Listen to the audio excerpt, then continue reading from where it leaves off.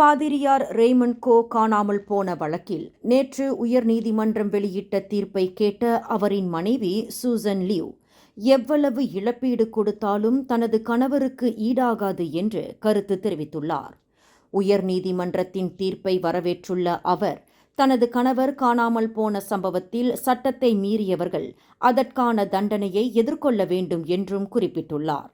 இத்தீர்ப்பு தனக்கு கலவையான உணர்வுகளை தருவதாகவும், எவ்வளவு பணம் கொடுத்தாலும் தனது கணவரை திரும்ப கொண்டு வர முடியாது என்றும் வருத்தம் தெரிவித்துள்ளார்.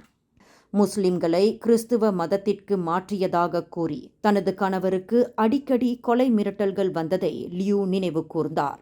துப்பாக்கி தோட்டாக்கள் அடங்கிய பிளாஸ்டிக் பைகளை அஞ்சலில் அனுப்பி தங்களுக்கு கொலை மிரட்டல்கள் விடுக்கப்பட்டதையும் அவர் சுட்டிக்காட்டியுள்ளார். மேலும் செய்திகளை தெரிந்து கொள்ள கீழே இருக்கும் பெல் பட்டனை அழுத்துங்கள்.